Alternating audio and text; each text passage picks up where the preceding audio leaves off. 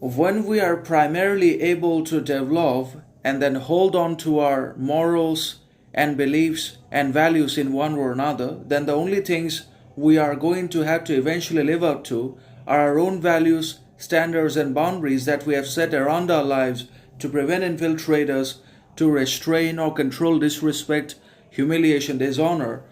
from an ignorant society, from an unconscious public, and unacknowledged or basically grossly irresponsible people in one or another. When we try to develop and hold on to our own beliefs,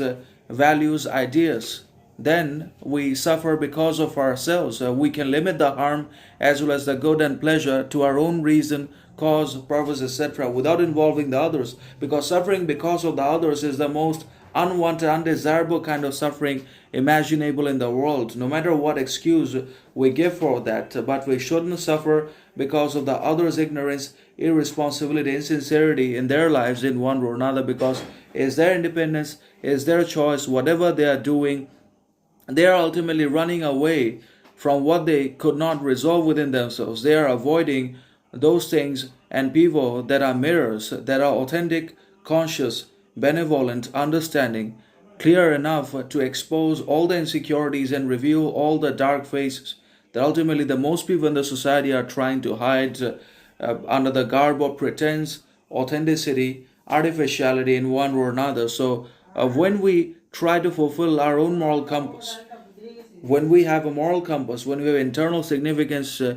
and inward transparency, inner virtue, then we should live up to them, we should maintain them, hold on to them, no matter the kind of consequences we suffer for that, no matter the criticism, disdain it brings to us from the society in general, no matter the isolation we struggle with and the challenges, conditions,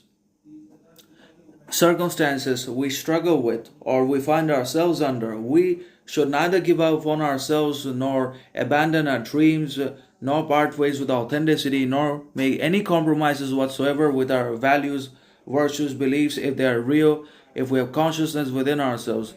Now, if we are to improve, if we are to progress, then we should learn from the others something or another. Otherwise, we should consistently fulfill, live up to our own expectations, demands, desires, and hold fast them. Because when we are hold fast only to our own beliefs, ideas, values, and fulfilling or sufficing our moral compass, then we are not going to have to essentially suffer from any other reasons or sources other than ourselves. That is what we should remember and keep in mind, that we should become the only reasons, cause, or sources for our suffering, sorrow, pain, pleasure, and not the other.